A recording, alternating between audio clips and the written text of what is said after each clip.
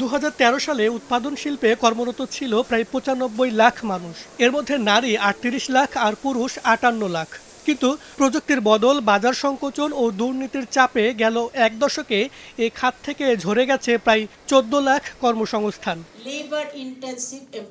বেসরকারি গবেষণা প্রতিষ্ঠান research and policy integration for development র্যাপিডের গবেষণা তথ্য বলছে 2024 সালে এ খাতে মোট কর্মসংস্থান দাঁড়িয়েছে 81.2 লাখ।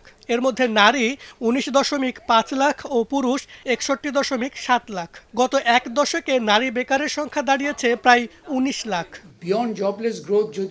বেকারত্ব ও পলিসি শীর্ষক এক প্রতিবেদনে এই তথ্য তুলে ধরে র্যাপিড। এ সময় তত্ত্বাবধায়ক সরকারের সাবেক উপদেষ্টা ডক্টর হোসেন জিল্লুর রহমান বলেন, বিগত সরকারের সময় প্রাতিষ্ঠানিক দুর্নীতির কারণে দেশের কর্মসংস্থান সংকুচিত হয়েছে।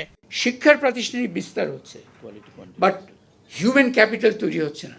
কোটি কোটি ডুয়ার্স অ্যাকচুয়ালি সারা বাংলাদেশে ছড়িয়ে ছিটিয়ে আশা করে বসে আছে, তাদের প্রাণান্তকর চেষ্টায় একটা হেল্পিং হ্যান্ড দেওয়া হবে, and they are continuously failing to find that helping hand. এদিকে প্রতি বছর শ্রমবাজারে নতুন করে যুক্ত হচ্ছে 12 লাখেরও বেশি তরুণ, কিন্তু দক্ষতার অভাবে তাদের বড় অংশই চাকরি পাচ্ছে না। ফলে বছরে 7.5 লাখ তরুণ বেকার হিসেবেই রয়ে যাচ্ছেন। 50% ছেলেপেলে যারা পাশ করে আসে, তাদের 50% even after their 5 year after their graduation they remain unemployed. So সিচুয়েশনটা কি পরিমাণ ভয়াবহ। ইকোনমির লাইফ লাইন হচ্ছে আমাদের মাইগ্রেশন ইন্ডাস্ট্রি। আপনার ব্যাংকিং সেক্টর, এখানে অনেকে তো আছে ব্যাংকিং সেক্টর থেকে, বলেন কয় টাকা গত 30 বছরে এই মাইগ্রেশন ইন্ডাস্ট্রিকে তারা ফান্ড করেছে। শ্রম ও কর্মসংস্থান মন্ত্রণালয়ের সচিব ডক্টর সানোয়ার জাহান ভূঁইয়া বলেন, সার্বিকভাবে আমাদের ব্যর্থতা অনেক।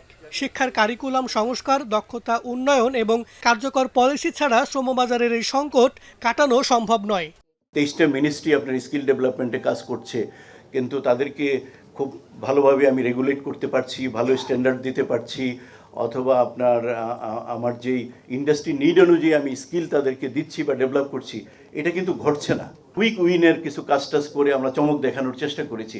ফাইনালি কি আমরা খুব গ্লোবাল স্ট্যান্ডার্ডের স্কিল ম্যান পাওয়ার তৈরি করতে পেরেছি? আমরা পারি নাই। কিন্তু আমি যে BA pass M A pass মজনু তৈরি করছি, that is a big problem. অনুষ্ঠানে আগামীর সংকট মোকাবেলায় যুগোপযোগী দক্ষ জনশক্তি তৈরি ও সেক্ষেত্রে নীতি সহায়তা বাড়ানোর তাগিদ দেন বক্তারা। মাহবুল ইসলাম, স্টার নিউজ, ঢাকা।